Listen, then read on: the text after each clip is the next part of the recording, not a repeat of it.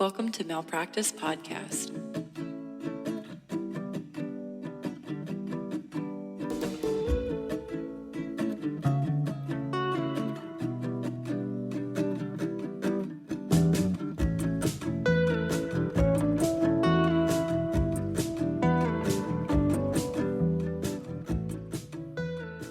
Are you ready to get started? I am ready. I was like, are you gonna say It's something me. to me? Hello. Hello, I'm Jess. And I'm Sydney, and this is Malpractice Podcast. That's what it is. In the morning. Malpractice in the morning. It's morning time, and I am drinking... It's Mornington. I'm drinking the biggest cup of coffee that the world has ever seen. Yeah, you are. It's because, listen, Eric got me up at 6 a.m. to go for a run. I was wondering what was going on, because you're jazzed. I look jazzed and also kind of sweaty. Yeah, that's what happened. And I'm not one of those people who's like, I get up at 6 o'clock and I spend some time on myself. I don't feel that way. Uh-oh. I like to roll out of bed 30 minutes before I need to be somewhere. Hop in the shower, freak out, have no breakfast. I'm just on like a high from the coffee and the adrenaline of being late somewhere. That's what I like. Of being late, Yeah. yeah. I do get up in the morning. Like, I ran You this do. morning with Corey. Voluntarily? No one made you? No one made me. She's like, well, Must she be kind of nice. makes me. She will like pop Yeah. on her bed with her little paws and like touch me. She's like, it's 6 o'clock. It's time for my walk. We ran this morning, and the humidity in Houston, Texas, if you're not familiar, Is amazing. we live in a swamp. Like Yeah, you do. It's a disgusting. Shrek swamp, and it makes you sweat so much. It's disgusting. I feel like I'm swimming in water when I'm running. So that's legitimately one of the reasons why we moved. Like, we hated the weather. The humidity in Houston is disgusting. And yeah, it makes running, even at 6 a.m., it was Horrible. I'm not exaggerating when I say 100% humidity. Why don't you move here? It's nice here. It's not nice there. It's not nice. There are some coyotes, but it is nice here. I've seen a feral dog here. I've never seen a coyote. A coyote. Never seen it. Never heard of it. Michelle finally Cannot saw be one. I bothered. don't know if I said it on the podcast. No, you said it to me in person. I don't know if she believed me or thought I was being dramatic. I don't know what the vibe is. But she was like, I'm going to go on a run. And I was like, in the woods? Yeah. That's where the coyotes are. So she like goes and then she zoops on out of there because she took like 4 steps into the trail and there was a massive coyote. Like right It's probably there. that same one. I was like, Creeping. that's that bitch. I know him. I know him. I hate him. We're not friends. I hate him. Looking at you real creepy, you know? Like, oh, what's the vibe here? Like, you're both assessing how crazy the other is about to be. Yeah. Do you know what I'm saying? Yes. And it's terrifying. First of all, yes. So this year was me and Jess's 10-year reunion, Ew. and we went to it this past weekend. And somebody asked me, how long has Jess been in Austin? And I was like, oh, they've been there for about 3 years. And then I was like, nope, I'm lying. Sorry. It's been about a year. Yeah, I straight up was like, I lied. I'm sorry. I love that. So, yeah, Sydney came. Shout out to, y'all, per the usual, shout out to Sydney because I made a mistake when I was in high school and I was like, I want to be a class officer. I want to be in charge. Mhm. And then they were like, okay, idiot. 10 years later, you have to plan the first reunion. You have to And I was plan the like, reunion, yeah. I don't want to be a class officer anymore. But we I already did put that plan on it. my resume and I don't want it. Anyway, so Sydney and her husband drove down for essentially one event. Y'all planned a full weekend. Why?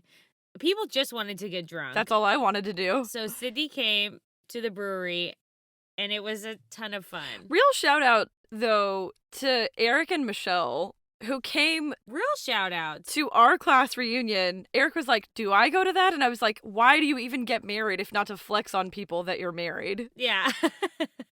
Like, that's What the whole actually is the reason. point of this, if Yeah. not to shame everyone? Dual income, tax security, flex on your high school classmates. That's it. Plus, like, Eric works for NASA and Michelle is a marketing manager. Yeah. I'm like, that's my hot wife. That's my hot wife. She does cool stuff. Yeah. People were walking up in there and I was like, do I know you? Did we go to high school together? I've never seen your face before. And people were like, we had 12 classes together. Yeah. I don't recall. Are you sure? My name is Sydney. I walked in and someone goes, they let the redhead in, and I was like, It was me. I opened my own door. And what is your name? it was me. You can't stop me from coming into a place, number one. Number two, who the fuck are you? Oh my God, no, it sucks. So I would be like, Michelle. I think we talked about this when you got there. I was like, Michelle. Because Michelle told Eric this strategy. You are the vibe. Like, if I don't know someone, I'd be like, oh my God, hey, this is my wife, Michelle. And then you get their name.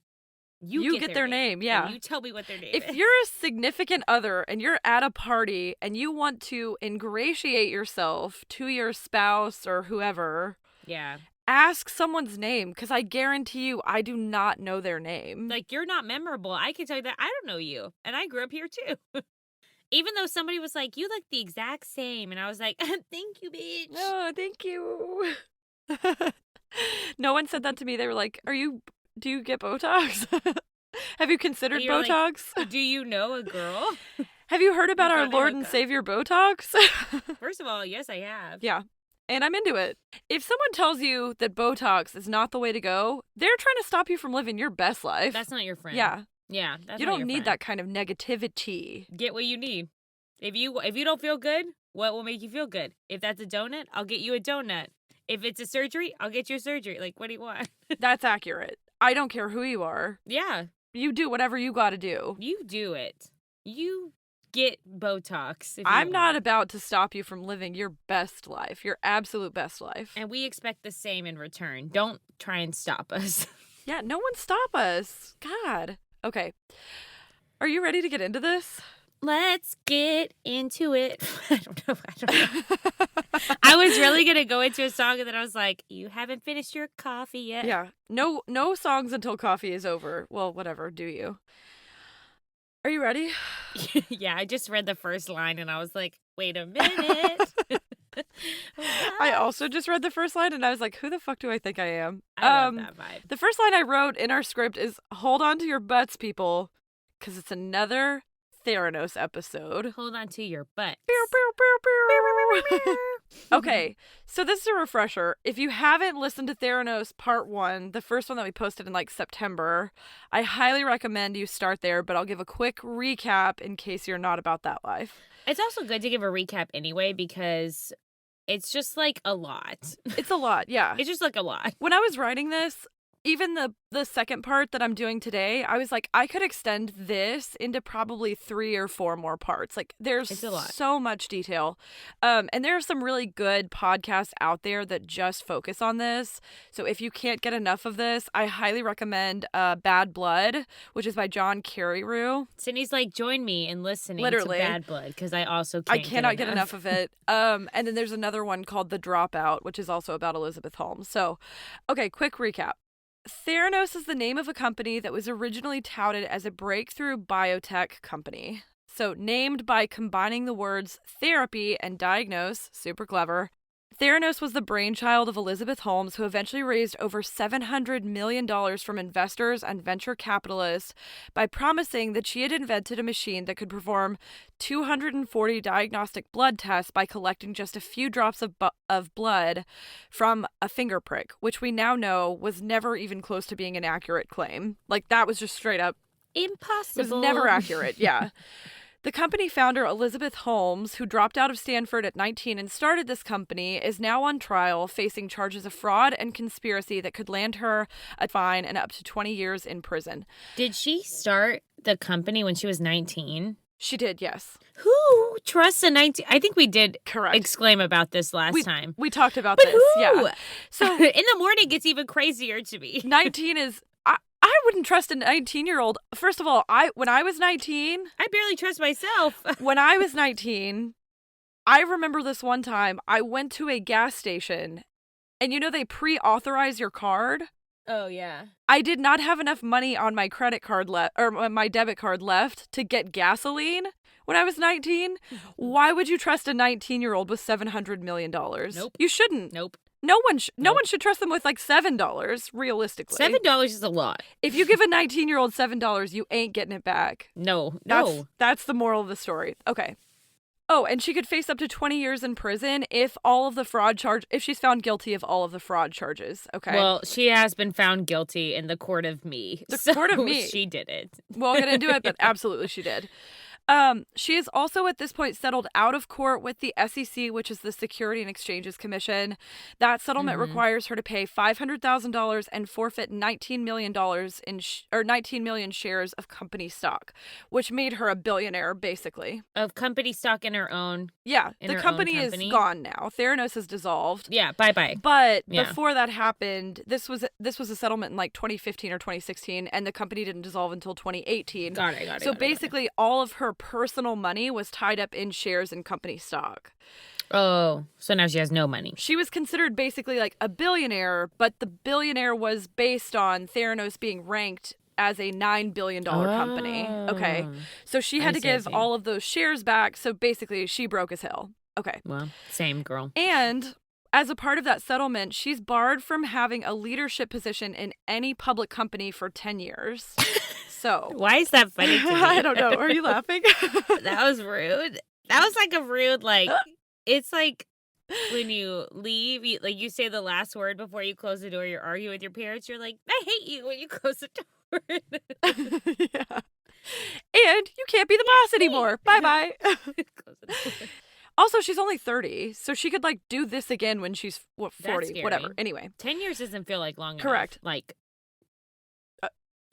well, she could get up to 20 years in prison. Yeah, but she'll get out early. She definitely will get out early for a white-collar crime. So the trial is going on now. Okay, we're acting like she's guilty. The trial is happening right now. The girl is guilty. No, I mean, I agree. She's guilty, and I don't care. In the court of me, she is guilty. And I think the court of public opinion in general agrees with that because they had a really hard time finding jurors who, like, hadn't heard of this. Right. Who? Right. Who did they find? Like, hermits, yeah. Hermits! So, the trial is... Coyotes! The trial's going on now, and it's being brought against her by the Northern District of California, whose prosecutors are alleging that Holmes and her former company president / COO / lover, Sunny Balwani, engaged, quote, this is from the document. I got deep into, like, indictment documentation, okay? Yeah. So they quote, this is alleged by the District of California, engaged in a multi-million-dollar scheme to defraud investors and a separate scheme to defraud donors and patients. That's a direct quote from their indictment. And Elizabeth has obviously pled not guilty to these charges. A lie. Right. What that means is that basically it will be up to prosecutors to prove that Holmes deliberately made false claims to defraud investors of millions of dollars, omitted information about issues that Theranos was having with their technology, and that they purchased advertisements encouraging consumers or patients to use non-functional devices that had already been placed in Walgreens stores, right? And part of the fraud charges are basically alleging that they wired money to place these advertisements in other states. Jesus Christ. When they went into Walgreens, they were in Nevada and California. And basically, because Elizabeth and Sunny lived in California, when they placed those ads in Nevada, they were doing like interstate wire fraud, basically, because it was like false advertising, right? So that's one of the charges that they're trying to get them on. Okay, that's like the quick summary. But like we said, if you haven't listened to our first Theranos episode, I definitely recommend it because number one, it's a wild ride.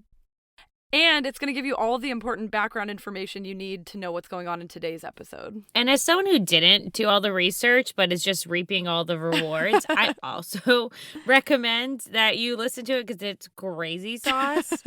It's like, it is... You're just like, wait, what? Even hearing the recap, I'm like, wait, what? Wait, what? Again, I can't believe it. She still did this? Wait, so you said crazy sauce? Did you know that Megan Thee Stallion has her own sauce at Popeyes now? Yes, yeah. Michelle told me that. Because have you ever heard of something you love more? Michelle is like so... If there is something business-oriented going on in the world... Michelle knows about it. Yeah. She was like, blah, blah, blah, Popeye sauce. Michelle knew about Theranos before I did. I'm telling you. The girl knows everything. She's Kelly Kapoor business bitch. I also want to say this. I do not agree with the criminal justice system almost ever. However, for white-collar crime, I do believe they have the evidence. For sure. For any other crime, I'm very sus, but white-collar crime, they got evidence on you or they would not make a scene. Well, right, because, like, you have to remember, this is not... She was a billionaire, right? Like, They would have to have strong evidence against you. Right. She was a young billionaire who had, like, really powerful people on her side. Right. So the idea that they would, like, come out of pocket with no evidence and arrest her is, like, it just wouldn't happen. I'm sorry, but that's how things are. Right. Okay, speaking of crazy sauce, that was a whole tangent. Loved it. Since we recorded in September, me too, I always love tangents. As that's obvious by now. If you're joining us for the first time, this welcome. Is a tangent about how much we love tangents, and we do not apologize for it. This podcast, the name of this podcast is Do You Like Tangents? Do you like... That's a TM. Nobody steal it. Malpractice. Do you love it? Okay, so the trial is going on, and a lot of shit has happened. Okay. Yeah. So first of all, they've had absolute hell with their jurors. Like we said, it was very hard to find people who hadn't heard of and already made an opinion about Elizabeth Holmes.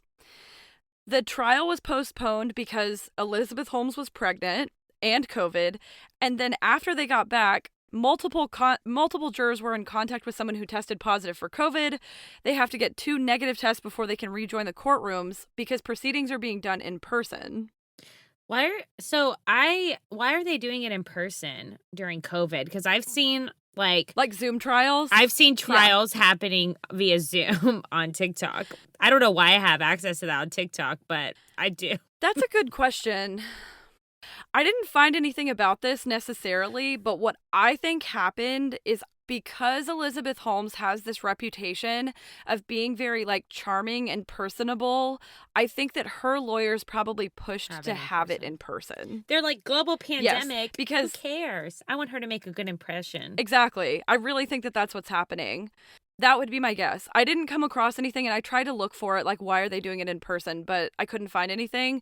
That's just, like, an educated guess based on what I know about them and, like, how they're trying to spin this. Yeah. Because the thing about how they're trying to spin this is they're trying to say, basically, that Elizabeth Holmes is, like, a victim, that she's, like, this delicate flower who basically was, like, taken for a ride by everyone around her, right? And that she was really, like, doing her best and just failed. Like, I'll get to a quote later from her lawyer, but basically that's what they're trying to do. And so I think it makes her more, like, they've totally changed her image too. Yeah. Because if you look at the images when she was, like, talking to the media, when she was featured in ads, she's, like, kind of intense, right? She has her hair up, she has, like, bright red lipstick, she has a black Steve Jobs turtleneck on.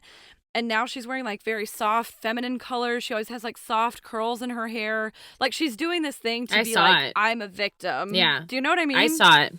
I honestly find the way that people present themselves in court after they commit a crime so interesting. Because it's like, oh, you ain't hard now, are you? Are you cool now? Right? You're not into fraud now? Yeah, right. Yeah, you don't love it anymore? Cool. You don't love it anymore. Then a third juror was excused from the trial, and this is crazy. For about 7 days of testimony, while the testimony was going on, she was playing Sudoku. Can you imagine? First of all, no. Who does that? According to a CNBC article, basically one of the other jurors looked over and, like, saw this bitch. Well, you know, I don't know that she's a bitch, but she's messed up in this case for sure. No, saw this bitch playing fucking Sudoku in the middle of fucking... Basically, one of the other jurors, I'm going to take out where I called her a bitch. Bitch in the communal term. Like, come on. Sudoku. Get the fuck out of here, bitch. Yeah. So basically, it seems like one of the other jurors, like, looked over and saw her playing the game while extended amounts of testimony, like 7 to 10 days is what they said. But this kind of makes sense because these are These are Yeah. people who didn't have any knowledge, right? So they're people who find Sudoku fascinating. What Eric said is more fascinating than the crime itself. yes. I was telling him about this, and he was like, what you have to remember anytime you go to trial, which hopefully I'm never on trial, is that your jury of your quote-unquote peers is a jury of 12 people who couldn't get out of jury duty. Yeah, Like, that's they so couldn't true. figure out how to get out of jury duty. However, I've gotten out call of jury duty me. several times. I want to go. I want to be on a Dude, jury. same. I don't care what it's Same. for. Call me. They called me one Call time, but it me. was in the middle of like a really bad week. I know. The only time they've ever called me is when I was a student. It's Call the me worst. now. Yeah. I'll go to jury Call duty me right now. today. Yeah. I will come today. Same. Especially if it's a I murder will. trial. She's guilty though, so I can't do that. No, if they called me, I'd be like, oh, no, you shouldn't have me on this jury because I already know the answer. Guilty. Okay, so they took the Sudoku girl off the trial, for sure. But I think it's important to note Yeah. that, like, as the public, we only get snippets of the most exciting parts of the trial. Yes. But these are not at all like the trials that we see on TV, because in lots of court cases, especially ones that are in, like, biotech cases, they could get really technical and really boring for jurors, I'm going to bet. I would. But they're obviously still expected to take it seriously. You have to be like all into it. I'd be like, give me a Red Bull and go on with the story. And I have a lot of questions. Right. They're like, ma'am, put your hand down. You're not asking questions. I'm like, excuse me. When they talk about the jurors, it's so interesting because they talk about like jury psychology and they're like, this one's taking notes. So we know that we can like probably appeal to that one because they're actually trying to figure out what's going on. Mm. You know what I mean? Like how you respond as a juror changes how the lawyers interact with you. Isn't that interesting? Yeah. So I only know that because I watch How to Get Away with Murder and they watch the jury Yeah. selection and take Yeah. notes, you know. If you've been following the trial, that's 3 jurors now who have been excused, which leaves only 2 alternates. Pick me. The first was excused. She can't be on this trial. You think she's guilty? I 100%. She is. I don't think I know. So I definitely can. Yeah. So the first juror was excused because she was afraid of being that she was Buddhist, and she said that it would impact her ability to sentence Holmes if she found her guilty. Which she said that after hearing testimony. So I'm like, okay, so you already thought she was guilty. Whatever. 100%. Anyway, Yeah, what does that have to do with anything? I don't know. It doesn't make sense to me. And then the second one was a 19-year-old whose employer would stop paying her if she took time off for the trial. So they excused her for financial hardship. I thought you had to still get paid. Doesn't your lawyer, your lawyer, LOL, doesn't your employer still pay you? So it depends on the state. Because you're doing a service? It depends on the state. And currently, the state of California does not require employers to pay employees when they're out for jury duty, but they strongly encourage it. So, like, no, basically, is the short answer. That is messed up. And they only get paid $15 a day for jury duty. So if they're not getting paid $15? $15 a day, that's crazy. They also feed them. Remember, Stanley from The Office said that was his dream. Yeah, but Judging people? $15 is not my dream. Okay, so here's the other really interesting thing about juries. So we kind of talked about jury selection and how that works and what they look for. Apparently, according to one study, 2/3 of jurors make up their minds about whether someone is guilty or not after the opening statements. Yeah, I believe that. Can you believe that? I do believe that. I cannot imagine. So you sit there for like, months and they're like, I already know. I already know the answer. I do believe that, actually. It's crazy. I would do the same. Snap judgment. I'll drop a judgment so fast. I'll not change my mind. Speaking of opening statements, in his, Robert Leach, the lead prosecutor for the government, said, this case is about fraud, about lying and cheating to get money. Out of time and out of money, the defendant decided to mislead. Countering that argument, Holmes' attorney Lance Wade said that she was, quote, all in on Theranos' mission.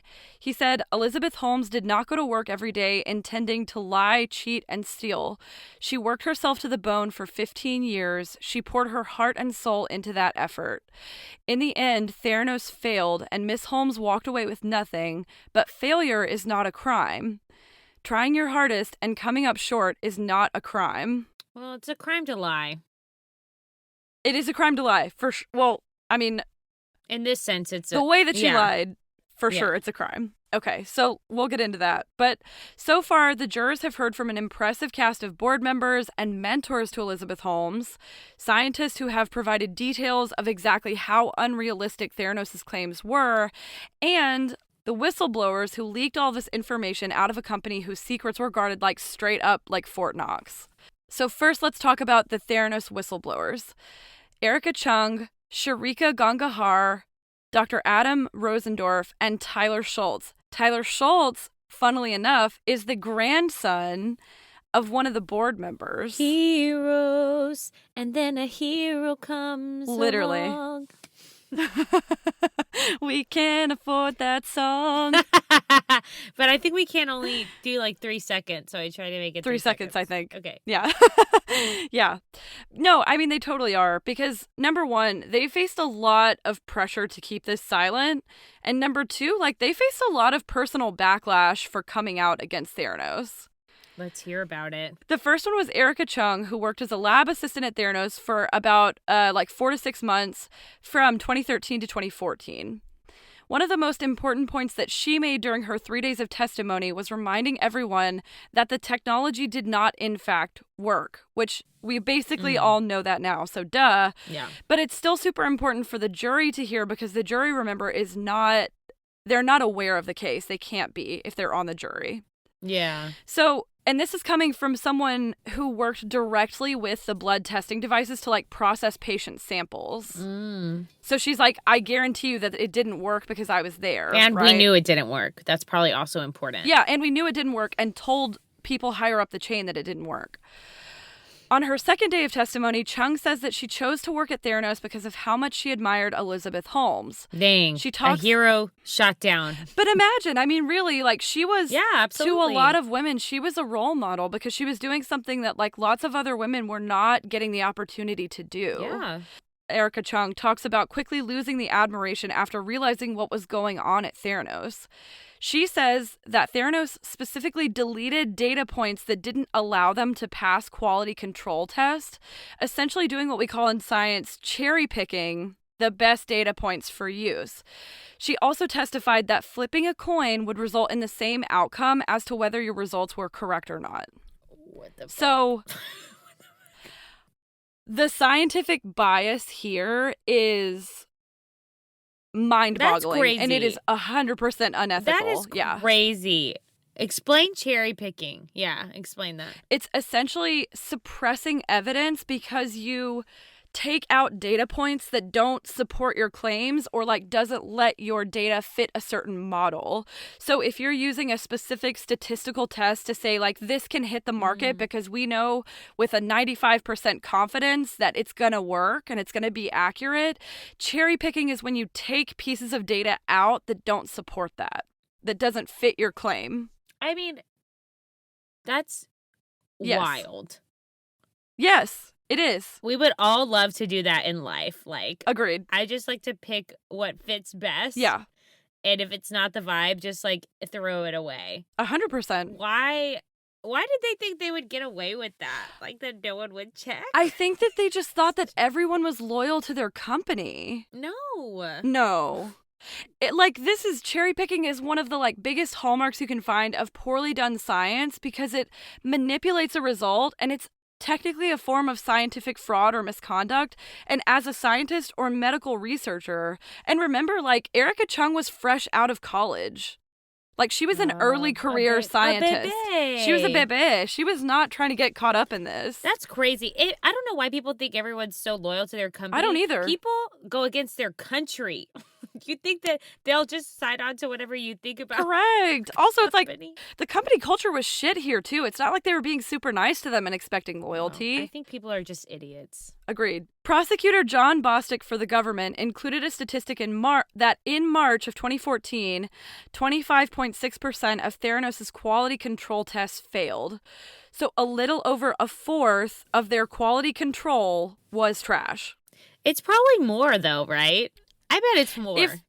if Erica Chung said it was flipping a coin, I'm like, that's 50-50. That is 50%. Yeah, that's what I was saying. Erica said flip a coin. That's 50. So it's possible maybe this is what was documented, that it was 25.6, and maybe she knew that it was worse because she was working with patient samples, right? Dang, Erica is a bop. What's Erica doing now? I hope she's okay.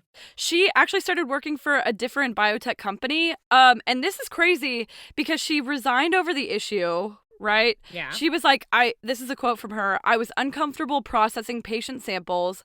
I did not think that the technology we were using was adequate enough to be engaging in that behavior." This is like, okay, this is like Hamilton level drama to me. Like, we love Hamilton. Every time that I hear something, I'm like, all the way from London. Damn. Like, that's how it feels to me. Yeah. No, I feel that. There's a lot of drama. And speaking of drama, after she left Theranos, Erica says that Theranos hired a private investigator to follow and intimidate her. Bish. Someone would actually have to walk her out to her car each day when she was there at the lab that she worked at late, because there was always a man waiting in the parking lot watching her like a creep. Why can't she sue them for that? That's true. I mean, that's true. That's stalking. I'm actually a little bit surprised. All the way from London. Damn. I'm a little surprised that nobody is on trial for intimidating her. Yeah.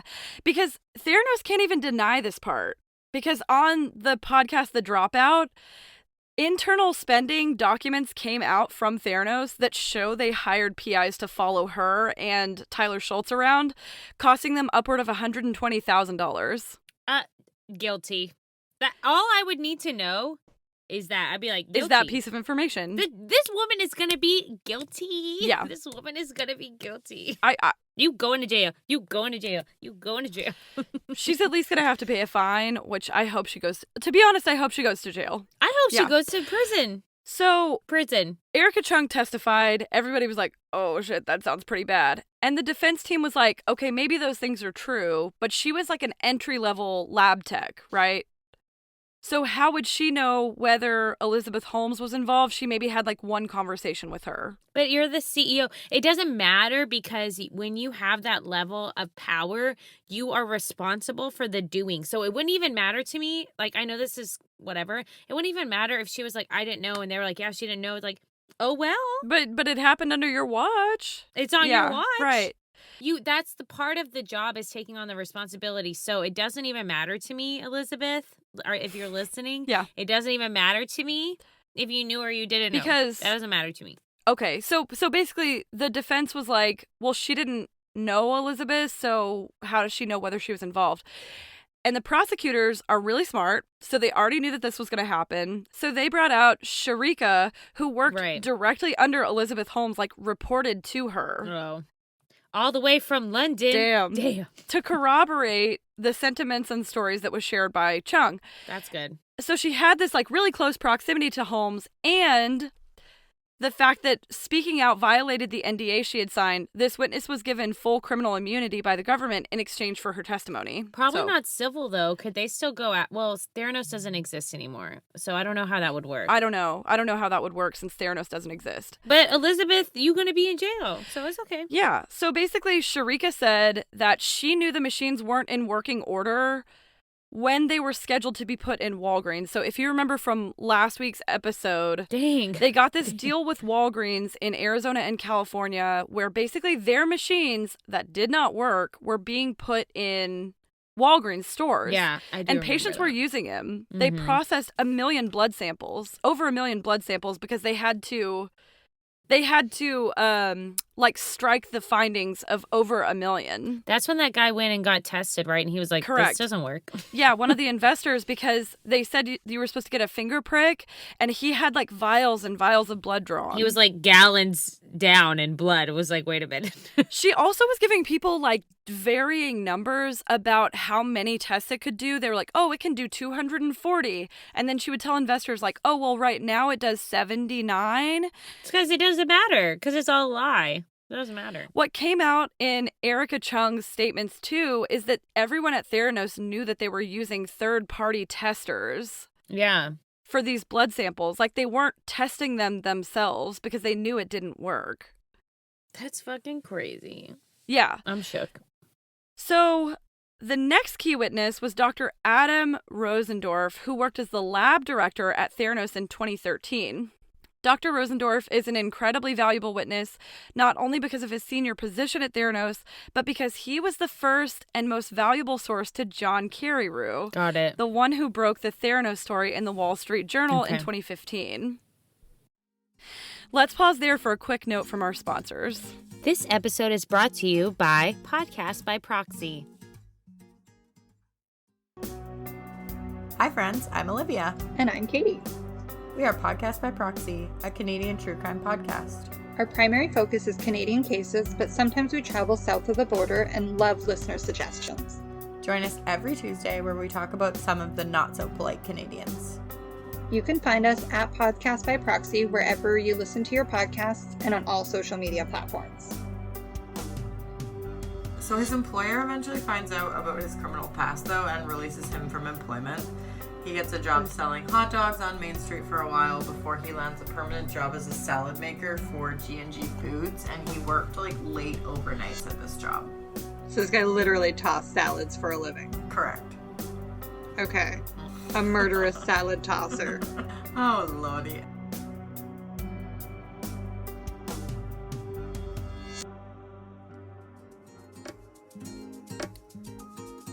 Thanks for your support. And we're back. That was cute as fuck. Loved it. Okay, so in his testimony, Dr. Rosendorf said he was super uncomfortable with the failure rate of Theranos' blood testing machines and that the volume of physician complaints that he was getting back about inaccurate testing results was an issue. Yeah. Feels like an issue. He testified that several of the tests were so inaccurate that they had, quote, lost any diagnostic value. Damn! Literally.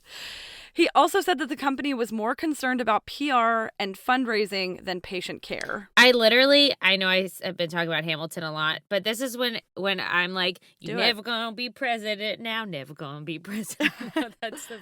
She's never gonna be. She probably thought she was gonna be. Fucking anything's possible, but I'm telling you, I'm a shimmy. Shimmy. Never gonna be president now. She's not, yeah.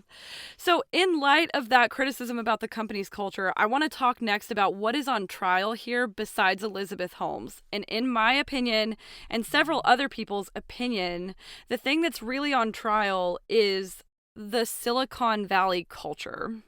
Good. So OG John Carreyrou says it best in his podcast, Bad Blood, episode 5.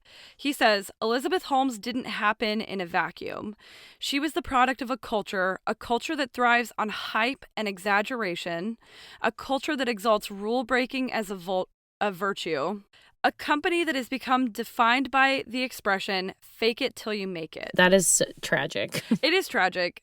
He also points out that all of Elizabeth Holmes' personal heroes, including Steve Jobs, came from the computer and tech industry, not the healthcare industry. Not the people. Exactly. Not the people industry. The product that Theranos was producing wasn't a piece of software or like a revolutionary computer or a new like iOS for the iPhone. It was a medical device, and it's one that real patients were using to make real-life healthcare decisions. That's what makes it disgusting. Yes, that's where I have the issue, because it's not uncommon for people to do like beta testing, right? But healthcare is like a highly regulated industry, and it's built on a foundation of ethically performed science. So when she starts selling Theranos technology to consumers, aka patients, before it really existed, she was gambling with people's lives. Absolutely. And you can't just fake it till you make it here. Like this, in this space, especially when there's so many issues already with our healthcare system, and you want to come in and sell a product that isn't real with knowledge that you are endangering people's lives. Yeah. To your point about making people make decisions off of that, like, you're an idiot. Right. And, like, obviously you're going to get caught. She told, like, their tests were so bad that she told a woman she had lost her baby when she was still pregnant. She told someone that they had HIV. She told someone that they had, like, colon cancer, and they didn't. And like people make decisions based on that information that you give them about their real actual lives. Yes. And if they told people that they could catch things that they couldn't actually catch, then people are like, well, I just got a blood test done and I don't have cancer, right? Yep. And they could just be having cancer. Yep. Exactly. So according to one of the articles I read, it's not uncommon in Silicon Valley to start with what they call MVPs or minimum viable products and then raise money and build up from there. Holmes's lawyers have actually fought to be allowed to talk about how exaggerating and over-promising is a normal part of startups in Silicon Valley. Yeah, but not here. Not with healthcare, not when it's in the public. Exactly. That needs to already be working. Well, and I talked about the fact that healthcare is like heavily regulated. Like we have a word for beta testing in healthcare and it's clinical trials. Right. And they're highly regulated. Like they could have done clinical trials. Yeah. And they didn't. Prosecutors have said that Holmes misled Walgreens and Safeway as far back as 2010 with, quote, grandiose claims as she sought to make deals that told patients their tests were accurate and reliable when they knew they were not. And that's part of the thing, right? They didn't just sell them a product that didn't work. They sold them a product that they knew didn't work. Yes, that they knew didn't work. That's the issue. Yeah. So as soon as that like bombshell 2015 Wall Street Journal article came out that called Theranos into question, several Silicon Valley insiders were really quick to defend Elizabeth Holmes. But now that she's actually in the middle of a trial that, let's face it, doesn't really look good, they've been a lot quieter. As they should be. Shut the hell up. What I will say is several people, including investors, are still defending her. Why? They're saying that basically she was like shaking up the healthcare industry, and they're saying that big pharma is the one that's like paying the government to go after her. No. I think it would only be a shakeup if it worked. Yeah. You can't shake up something with something that doesn't work. Right. And that's the thing. I feel like when I'm thinking about this case, I think about it on like a couple years scale. Like she was doing this for 15 years and it never worked. Right. 15 years. It's different. At some point, you're not faking it till you make it. At some point, you're just faking it. Yeah, you're not making it either. You're not making making it. Like nothing you made worked. So it also came out that 1 month into testing, like 1 month into Walgreens having their products, her own people, including scientists and her brother, was encouraging her to stop patient testing. Damn. And as soon as that John Carreyrou article came out, they hired the attorney that also represented Harvey Weinstein to go after John Carreyrou. So I want to be clear here about the like Silicon Valley culture. Regardless of what kind of exaggerations are like normal or accepted as a part of that culture, eventually you have to have a product that backs up your claims. Yeah. Like that is still part of the expectation. Yeah. You might have just a starting point to get investors, but if you put this out in the public. Yeah. Right. It's a different story. And she was making like crazy claims. I talked about it last episode, but she was like trying to get it onto battlefields into like West Africa when the Ebola outbreak was happening. Right. She was definitely like riding the train of like whatever popular healthcare trend was going on.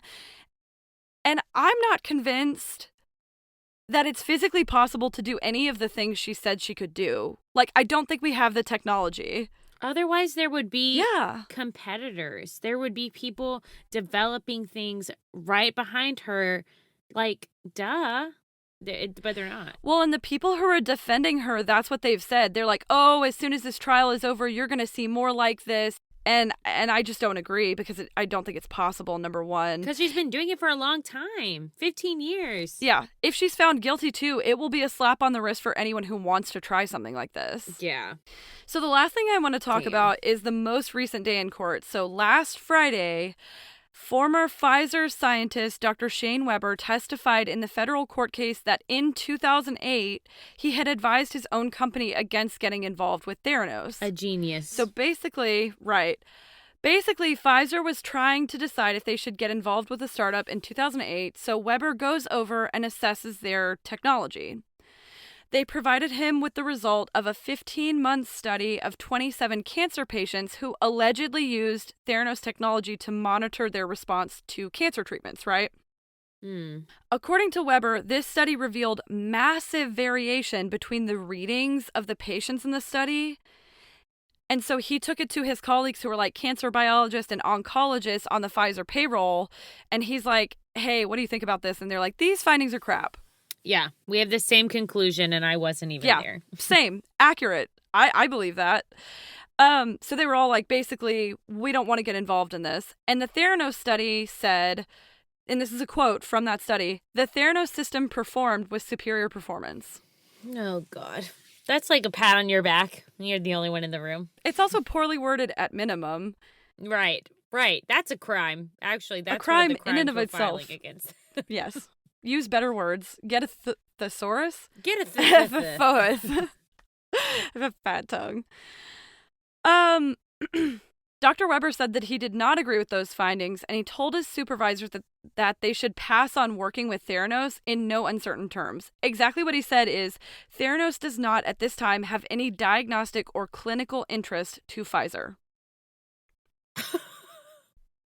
Damn. So he basically said, nah. He said big nah. And instead of walking away from that like awkward and embarrassing situation, Theranos did the craziest possible thing. Which is? They allegedly, this is alleged, they began allegedly fraudulently claiming that Pfizer had signed off on that experimental study, and so they began sending the information to potential partners and investors, including Walgreens, with the Pfizer logo attached to the page. Do they have like examples of that? Oh, yeah. Yeah. Never gonna be president now. Never gonna be president. It's not gonna happen. Never. You can't just stick someone's logo and be like, they liked it. You go into jail. This is not possible. You can't do it. You go into jail and you paying a fine. Jail. You go into jail and you paying a fine. Literally doing both. This is the funniest part.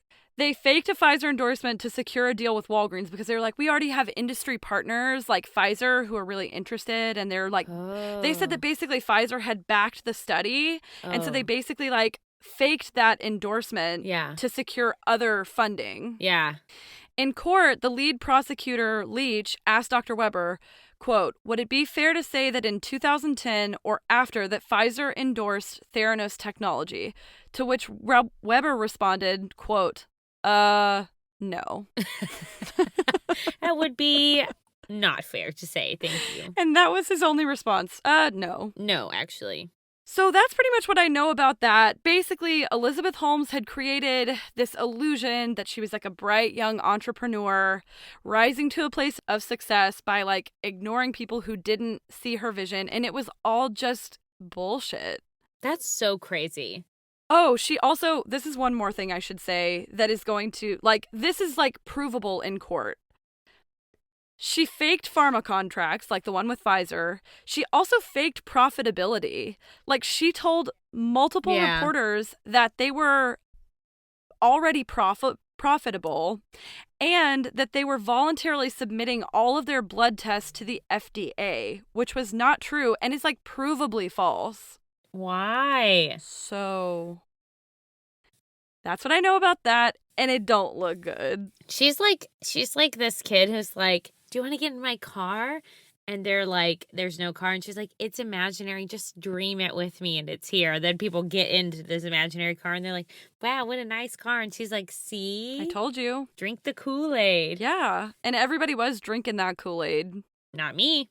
Not me. I never drank it. Not the Dr. Weber who said, no. No. That's my favorite thing. No. He should write a book after this, like a tell-all. That's just titled, no. That's going to be my response to everybody for everything now. No. So anyway, this is our Theranos update. That's what's going on with Elizabeth Holmes. That's where the trial is at right now. Wow. I can't wait for the next update. I'm like, tell me everything. Thank you for listening. Thanks for listening. We love it. Hit us up on our social medias if you have a reco, and we will get into it. Otherwise, stay cool. If you get a minute, don't forget to subscribe and leave us a review. We love to see your comments and feedback. We'll see you next week. And in the meantime, don't forget, Malpractice makes perfect. Makes perfect. Bye. Bye-bye.